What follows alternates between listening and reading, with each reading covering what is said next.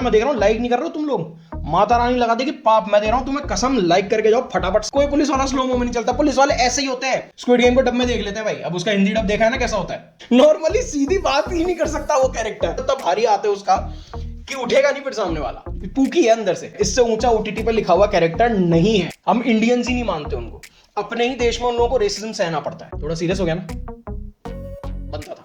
हाँ, यहाँ पे ये मेंशन मैं जरूर करूंगा कि तुम इसमें डिसअपॉइंट हो सकते हो। अब वो कहाँ हो, क्या ये सीजन 1 से बेटर है, तो इसका जवाब है हो गया भैया, हो गया। फाइनली पाताल लोक का सीजन 2 ड्रॉप हो गया। 2020 से मैं इसका वेट कर रहा था। मेरे अलावा और भी मैं जानता हूं बहुत सारे लोग थे जो चाहते थे कि जल्द से जल्द सीजन 2 आए। फाइनली 5 साल बाद सीजन 2 आया है। आज हम इस वीडियो में डिस्कस करेंगे कि सीजन 2 कैसा है, कंपैरेटिवली फर्स्ट सीजन से कैसा हमें लगा, फर्स्ट सीजन से किस तरीके से जुड़ा हुआ है और क्या क्या इसमें मजेदार चीजें हैं, क्या नहीं पसंद आया, पूरा रिव्यू करेंगे, पूरा कंपैरिजन करेंगे। तो वीडियो में एंड तक बने रहना। और एक बार मोदी जी कुछ कह रहे हैं, सुनते जाओ फटाफट से। तो भाइयों और बहनों, मैं आया हूं आपके बीच में अपने मन की बात करने। और मेरे मन की बात यही है कि चैनल को सब्सक्राइब करिए भाई, सब्सक्राइब करिए, जल्दी करिए। अब मैं तुम भी करो भाई, योगी बेटा तुम भी करो, जल्दी करो बेटा। चैनल को सब्सक्राइब करो, कर्षवित माथुरम कश्यप। मैं पाताल लोक का ना परमानेंट निवासी। तो वीडियो बेसिकली 2 पार्ट में होगा। पहले पार्ट में हम डिस्कस करेंगे कि पाताल लोक सीजन 2 आखिर है कैसा। तो उसी से शुरू करते हैं। सबसे पहले तो ये बता दूं कि ये शो नहीं है। ये तुम्हारा वो पड़ोसी है जो तुम्हारे पीठ पीछे भी मोहल्ले में तुम्हारी तारीफ ही करता है। ये तुम्हारी गर्लफ्रेंड का वो बेस्ट फ्रेंड है जो सिर्फ तुम्हारे लिए भड़काता नहीं है, बल्कि तुम्हारे लिए समझाता है कि इतना बढ़िया बॉयफ्रेंड मिला है, इसकी कदर कर। इन शॉर्ट, मजा आ गया भाई साहब। पाताल लोक है सर। तो प्लॉट कुछ इस तरीके से है। इस बार हाथीराम चौधरी के पास एक नया केस आया। नया केस ऐसा है कि दिल्ली में एक समिट चल रहा है नागालैंड से रिलेटेड। नागालैंड में कुछ इन्वेस्टर्स अपना पैसा इन्वेस्ट करना चाहते हैं। अब वहां उस पैसे को कैसे बांटा जाए, उसके रिगार्डिंग वहां के कुछ लोकल्स हैं, वहां के कुछ डेलीगेट्स हैं, वहां के मंत्री हैं, वहां का मंत्रिमंडल है, वो लोग दिल्ली में एक समिट कर रहे हैं। उस पैसे को कैसे बांटा जाए, इंडस्ट्रियलिस्ट भी उसमें इन्वॉल्व है, सभी मतलब बड़े लोग इन्वॉल्व हैं उसमें। वहां पे उस बीच में वहां के बहुत ही बड़े लोकल लीडर थॉम का मर्डर हो जाता है। वहीं दूसरी तरफ कहानी ऐसे चल रही है कि हाथीराम चौधरी के पास भी एक केस आया है। एक लेडी आई जिनके पास एक छोटा सा बच्चा है। वो दोनों हाथीराम से आके मिलते हैं। उनको कहते हैं कि भैया हमारे हस्बैंड नहीं मिल रहे, यानी उस बच्चे के फादर साहब नहीं मिल रहे हैं, ढूंढ के दो फटाफट वरना मुश्किल हो जाएगी। अब कैसे ये हाथीराम का केस और वो केस इन्वॉल्व है, कैसे आपस में जुड़े हुए हैं, इसके पीछे क्या पॉलिटिक्स है, इसके पीछे नागालैंड के लोगों का, नॉर्थ ईस्ट के लोगों का कैसे दर्द दुख दिखाया गया है, बहुत ही प्यारे ढंग से दिखाया गया है, उसके बारे में पूरी कहानी है। मैं इससे ज्यादा कुछ नहीं बताऊंगा। इसके बारे में कुछ भी बोलना स्पॉइलर है। It is amazing show, that's all I can say. अगर आप पाताल लोक सीजन 1 के फैन थे, आपको ये शो डेफिनेटली पसंद आएगा। एंड मैं जानता हूं जिसने पाताल लोक का सीजन 1 देखा वो डेफिनेटली उसका फैन रहा होगा। तो भैया ये शो तुम्हारे लिए है।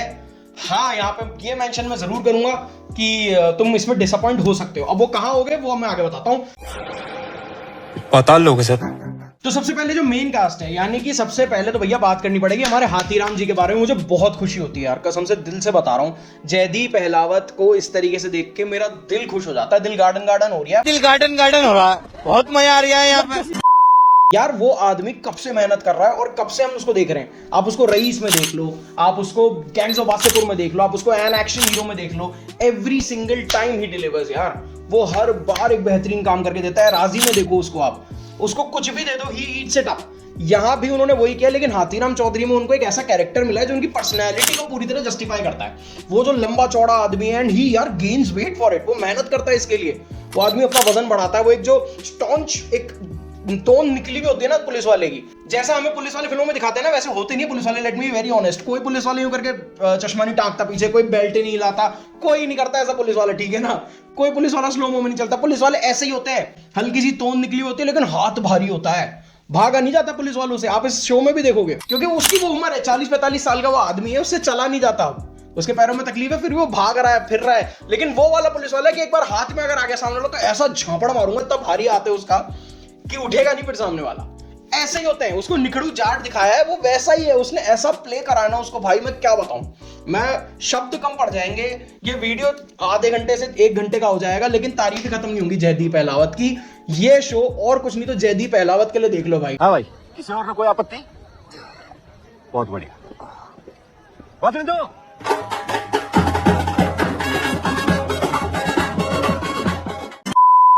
जो हाथीराम के कैरेक्टर में रह के वो आदमी गाली गलौज करता है, वो भाई पोइट्री लगती है। ऐसा लगता है कि कसम से वो आदमी ना शायरी सुना रहा है आपको। सर जी रेडी हो जाइए, 15 मिनट में एयरपोर्ट निकलना है। क्यों एयरपोर्ट में बुआ नाचे तेरी? अरे यार नॉर्मली सीधी बात ही नहीं कर सकता वो कैरेक्टर, इतने बढ़िया तरीके से उस कैरेक्टर को लिखा हुआ है। I can't even tell you guys. अगर आपको मतलब मैजिक है यार, Jaideep Ahlawat in Paatal Lok as Hathiram Chaudhary hands down OTT का लिखा हुआ सबसे बेहतरीन कैरेक्टर है। इससे ऊंचा ओटीटी पर लिखा हुआ कैरेक्टर नहीं है इंडियन ओटीटी स्पेस में। अगला जो एक्टर है जिसको मेंशन करना बहुत जरूरी है, जिसको अगेन अपने टाइम पे जब वो फिल्मों में आती थी काम भी ढंग का नहीं मिला, पहचान भी नहीं मिली, लेकिन अब फाइनली गुलपनाग जो है उनको एक बढ़िया कैरेक्टर मिला और वो उतनी ही बेहतरीन तरीके से उसको प्ले भी कर रही है। रेनू चौधरी का कैरेक्टर वो प्ले करती है जो हाथीराम चौधरी की वाइफ है। वो भी अगेन है तो जाटी तो है तो वो भी एकदम ऐसे अपटाइट, लेकिन वो हाथीराम से प्यार भी बहुत करती है। पर उसका वो आई लव यू वाला प्यार नहीं, उसका प्यार ये है कि पेट साफ हुआ आपका, नींद पूरी करी आपने, वो वाला प्यार है उसका। तो बहुत ही क्यूट बैंटर है दोनों का। एंड खास करके मैं मेंशन करूंगा जो एक छोटा बच्चा है गुड्डू, जिसको हाथीराम अपने घर ले आता है, उसके साथ जो गुलपनाग का पूरा एक एंगल दिखाया गया है, मदर सन बॉन्ड दिखाया गया उनका, कि वो बाहर से कितनी कठोर लगती है, अंदर से एकदम क्यूट है, वो पूकी है अंदर से। वो वाली चीज इतनी प्यारी लगी मुझे यार कि जिसकी हद नहीं है। ऑल्सो जो स्पेशल मेंशन है वो इशफाक सिंह जो कैरेक्टर प्ले करते हैं इमरान अंसारी का। उसके कैरेक्टर में इतनी लेयर्स है और उसको इतने बढ़िया तरीके से दिखाया गया, खास करके इमरान अंसारी और हाथीराम चौधरी का आपस का जो दिखाया गया है कि यार कहां वो उसका सब इंस्पेक्टर हुआ करता था और अब कहां वो एसीपी बन गया है। और हाथीराम की आंखों में वो दर्द दिखता है कि यार मैं वहीं रह गया। हाथीराम की आंखों में वो दर्द दिखता है कि यार मैं भी तो इंस्पेक्टर हूं, मैंने किया क्या अपनी लाइफ में। ऑल्सो मरिनला इमसोंग ने काम किया है बहुत ही जबरदस्त, उन्होंने किया है प्ले रोज लीजो का कैरेक्टर, बहुत ही अच्छा प्ले करा है। और वो जो एक आपको ना समझ नहीं आएगा कि इस कैरेक्टर से मैं नफरत करूं, इस कैरेक्टर के लिए मैं सिंपैथेटिक फील करूं, एम्पैथी फील करूं क्या मैं इस कैरेक्टर के लिए। वो एक बहुत ही पतली सी लाइन है जिसमें उन्होंने काम करा, वो बहुत ही अच्छा करा यार। इसके अलावा बहुत बड़ी एंसेंबल कास्ट है। अच्छी बात यह है कि नागालैंड से ही लोगों को लिया गया है, वहां के लोकल एक्टर्स को लिया गया है एंड उन्हीं से ही काम करवाया गया है। आपको दिखेगा कि हाँ सब एक्टर्स है भी नहीं, आपको दिखेगी ये चीज कि हाँ यार सब लोगों को एक्टिंग नहीं आती इन सब में, लेकिन उन लोगों ने इतना ऑनेस्टली उस चीज को प्ले करा है कि आपको देखने में मजा आएगा।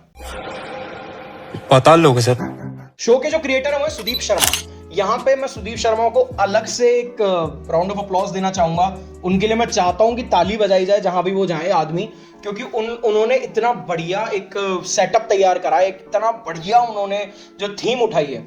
क्योंकि यार अब थोड़ा सा ना यहाँ पे समझना पड़ेगा कि नागालैंड या फिर सेवन सिस्टर्स जिनको हम कहते हैं, उनको किस तरीके से परेशान होते हैं वो हमारे देश में। जब से हमारा देश आजाद हुआ है वो आतंकवाद की चोट सह रहे हैं, वो आपस में जो वहां पे गुट बने हुए हैं, वहां पे ग्रुप्स बने हुए हैं जो उनको परेशान करते हैं डे टू डे लाइफ में, वो सह रहे हैं। मौसम उनका फ्रेंडली नहीं है, पूरे टाइम ठंड रहती है, तो एक वो चपेट उनके जिंदगी में अलग है। उसके अलावा भी मतलब यार racism, I don't know how should I put it in words, लेकिन चिंकी कह देते हैं हम उनको, हम इंडियंस ही नहीं मानते उनको। अपने ही देश में उन लोगों को रेसिज्म सहना पड़ता है, तो बहुत ही ज्यादा मुश्किल जीवन उनका है। उस चीज को इतनी खूबसूरती से इसमें एड्रेस करा गया, और कहीं भी प्रीची नहीं होता ये शो, कहीं भी आपको शिक्षा नहीं दे रहा है ये शो, लेकिन आपको रियलिटी चेक करवा रहा है। एक जगह बहुत ही अमेजिंग चीज है, हाथीराम चौधरी पीछे पड़ा हुआ है कि मैं जस्टिस दिलाऊंगा, मैं इंसाफ दिलाऊंगा। एक कैरेक्टर से पूछता है कि भैया ये 7 स्टेट है, इसमें से बता दे नागालैंड कौन सा है। हाथीराम चुप हो जाता है। एंड मैं जानता हूं 99% इंडियन जो कि नागालैंड से नहीं है वो सब चुप हो जाएंगे, नहीं पता है हमें 7 में से नागालैंड कौन सा स्टेट है। आपको पता है तो वेरी गुड, नहीं पता है तो यही सच्चाई है हमारी। आप अकेले नहीं हो, बहुत है आप जैसे, मैं खुद हूं इंक्लूडिंग मी। मुझसे पूछ लिया जाए कि 7 जो सेवन सिस्टर्स करे जा रहे हो, इनके 7 के नाम बता दो और कैपिटल्स बता दो, मैं खुद अटक जाऊंगा, क्योंकि यही सच्चाई है। नहीं जानते यार, हमारा देश का एक हिस्सा है जो हमसे अछूता रह गया, और आज भी वो लोग वही सह रहे हैं। Politically, emotionally, physically, racism wise, हर चीज में उन लोगों के साथ बहुत ही ज्यादा गलत होता है। मुझे बहुत अच्छा लगा कि इस चीज को एड्रेस किया गया इस शो में, बहुत ही ज्यादा जरूरी था। फाइनली किसी ने इस चीज को एड्रेस करा, क्योंकि इन लोगों को ऊर्शाप जी करके और चौकीदार बना के और उनकी आंखों को लेके, उनके नोज को लेके, किसी भी चीज को लेके बस मजाक बना दिया जाता है। कभी एज ए ह्यूमन उनको देखा ही नहीं जाता, जो कि शो ने किया है। So for just that makers को स्पेशल मेंशन मिलना चाहिए भाई। I bow down to them. थोड़ा सीरियस हो गया ना, बनता था। पाताल लोग है sir. Anyways, so coming back to the show, अब शो में जो सबसे बड़े प्लसेस हैं उनकी बात कर लेता हूं। That is the cinematography. जिस तरीके से नागालैंड को शूट किया गया है, जो जिस तरीके से बैक एंड फोर्थ करती है कहानी नागालैंड और दिल्ली के बीच में, वो बहुत ही खूबसूरत है। जिस तरीके से उन्होंने उस चीज को शूट करा है कि दिल्ली में वो कैसे चौड़ी सड़कें हैं, खुल के घूम रहा है हाथीराम। नागालैंड में थोड़ा सा डरा हुआ, उसको पता नहीं कहां से क्या हो जाएगा। पतली सड़कें हैं, उनके बीच में से कैमरा जा रहा है, वाइड शॉट दिखा रहे हैं, तो देखने में बहुत सुंदर है। लेकिन जिस तरीके के क्राइम हो रहे हैं, जिस तरीके की चीजें हो रही है, जिस तरीके के सस्पेंस खुल रहे हैं, वो चीजें जो है वो देखने में बहुत ही ज्यादा खतरनाक है और बहुत ज्यादा शॉकिंग है। और सबसे इंपॉर्टेंट भाई, जिस तरीके से शो को एंड किया गया है, शो में इतने सब प्लॉट्स हैं जिसकी हद ही नहीं है। इतने सब प्लॉट्स हैं, इतने कैरेक्टर हैं, सबकी अपनी कहानी है, सबका अपना सब प्लॉट है, और उसे इतनी खूबसूरती से लाके जोड़ दिया गया है एंड में। वो एक चीज मुझे लगी कि हाँ यार, ये इन्होंने इतना खूबसूरती से किया है जिसकी हद नहीं है। वो मुझे चीज बेहद पसंद है। ये लोग बोलने में भरोसा नहीं कर रहे, ये लोग चीजें दिखाने में कर रहे हैं, विच इज वेरी ब्यूटीफुल, जो कि बहुत अच्छा है, जो कि लोग नहीं करते। लोग सोचते हैं कि क्यों 2.5 मिनट 3 मिनट का सीक्वेंस बनाना, 10 सेकंड का डायलॉग बोलो आगे बढ़ जाओ। नहीं, वेब शो है, फिल्म नहीं है, 3 घंटे का कंस्ट्रेंट नहीं है, आपके पास 8-9 घंटे हैं, तो दिखाओ मुझे चीजें। मैं देखने के लिए बैठा हुआ हूं। उस चीज को इन क्रिएटर्स ने क्रैक कर लिया है, विच इज ग्रेट। पता लोगे सर। अब अगर माइनस पॉइंट्स की बात करूं तो भाई सबसे पहले तो शो थोड़ा सा स्लो है। मतलब 8 एपिसोड मुझे नहीं लगता जस्टिफाई कर पाता है ये शो। कम से कम 1 एपिसोड तो कम हो सकता था। 5वां 6ठा एपिसोड मुझे कहीं ना कहीं लगा कि 2 की बजाय ये 1 एपिसोड हो सकते थे। 5वें 6ठे में आके आपको फील होने लगेगा कि यार स्लो तो नहीं हो रहा, खिंच तो नहीं रहा। वो वाली चीज फील होने लगेगी जो कि मेरे हिसाब से नहीं होनी चाहिए थी, क्योंकि शो इंटरेस्टिंग है, प्लॉट बहुत इंटरेस्टिंग है। उसको उसी हिसाब से अगर वो बांध के रखते तो वो बहुत ज्यादा इंटरेस्टिंग हो सकता था। दूसरा जो कि मुझे लगा कि काफी लोगों को खल सकती है, अब उन्होंने तो अपनी तरफ से ऑथेंटिकेशन रखने की कोशिश करी है। उन लोगों ने तो नेगमीज में बात करवाई है, इंग्लिश में बात कराई है, लेकिन क्या वो सबको समझ आएगी? अराउंड 30 to 40% शो में हिंदी में बात नहीं हो रही है, या तो नेगमीज में बात हो रही है जो कि नागालैंड की नेटिव लैंग्वेज है, या फिर बात की जा रही है इंग्लिश में, और ज्यादातर तो नेगमीज में ही हो रही है। तो वो मुझे कहीं ना कहीं लगा कि माइनस साबित हो सकता है ज्यादा लोग, क्योंकि हमारे देश में अभी भी सबटाइटल का चलन नहीं आया भाई। तो हमारे देश में अभी भी लोग प्रेफर करते हैं डब वाली चीजें ज्यादा देखना। स्क्विड गेम को डब में देख लेते हैं भाई। अब उसका हिंदी डब देखा है ना कैसा होता है। मुझे तुमसे प्यार है बेशुमार है, समझना मत मुझे कोई सिंपल मानस, रैपिंग की दुनिया का मैं हूँ थैनोस। हम दोनों ने पहना है ग्रीन कलर, बन जा मेरे बच्चों की तू मदर, आए पसंद यू। ये माइनस नहीं है सबके लिए, लेकिन कहीं ना कहीं एक वाइडर ऑडियंस तक पहुंचने में ये इस शो को रोक सकती है। जो पसंद करते हैं सबटाइटल के साथ, जो ऑथेंटिसिटी देखना चाहते हैं, उनको तो बहुत मजा आएगा। पता लोगे सर। अब बात कर लेते हैं कि क्या ये सीजन 1 से बेटर है, तो इसका जवाब है नहीं, और उसकी बहुत बड़ी वजह है शॉक वैल्यू। सीजन 1 में कुछ चीजें इतनी ज्यादा जबरदस्त थी, जो हथौड़ा त्यागी के साथ होता है, या तोप सिंह के साथ होता है, या और जो उसके साथ कैरेक्टर्स थे उनके साथ होता है, वो इस तरीके से दिखाया गया था कि ऐसा शॉक लगा था। मतलब सीरियसली तोप सिंह के गांव वाला जो सीक्वेंस था, मुझे उल्टी आ गई थी उसको देख के। वो यहाँ पे नहीं होगा। शॉक वैल्यू उतनी नहीं है, ऑल्दो सस्पेंस अच्छा है, थ्रिल्स जो है वो बढ़िया है, कैरेक्टर मोटिव्स अच्छे हैं, जो जिस तरफ कैरेक्टर जा रहे हैं, जो एक आर्क बन रहा है वो बढ़िया है। लेकिन जो ओवरऑल अगर आप देखोगे क्या सीजन 1 जितना शॉकिंग है, क्या वो शॉक वैल्यू क्या वो होगा क्या? वो नहीं होगा, वो नहीं होगा। वो सीजन 1 में था, तो वहां कहीं ना कहीं मैं समझता हूं कि सीजन 1 से हल्का है कार्यक्रम। सीजन 1 जितना अमेजिंग नहीं है, लेकिन story wise, plot wise, dialogue wise, overall character arcs wise, क्या हाथीराम चौधरी का सीजन 2 में आना जस्टिफाई कर पाए? ये लोग तो डेफिनेटली कर पाए भाई। जाओ जाके प्राइम खोलो, मजा मारो, एंजॉय करो। कमेंट सेक्शन में बताते जाना कि रिव्यू कैसा लगा। वीडियो को लाइक कर देना। मैं देख रहा हूँ लाइक नहीं कर रहे हो तुम लोग, माता रानी लगा देगी पाप। मैं दे रहा हूं तुम्हें कसम, लाइक करके जाओ फटाफट से, कमेंट करो, बढ़िया बढ़िया वीडियो करो, शेयर। क्या जाता है यार, शेयर पे क्लिक करके व्हाट्सएप पे 2-3 जनों को बता देने में क्या जाता है तुम्हारा? कर लो थोड़ा सा, सब्सक्राइब करवा लो लोगों से। इतना बढ़िया बढ़िया कंटेंट तुम्हें दे रहे हैं, क्या इतना भी हक नहीं रखते हम लोग हैं? गला बैठ गया मेरे बोलते हुए। गौतम सर बेचारे अकेले जाके इमरजेंसी सहकर आए, मेरे नहीं, उनके बारे में तो सोचो। सब्सक्राइब। और अगर आप ये सोच रहे हो स्काई फोर्स का रिव्यू क्यों नहीं आया, तो नहीं करते, जाओ, बट नहीं करेंगे स्काई फोर्स का रिव्यू। कौन देखेगा उसको?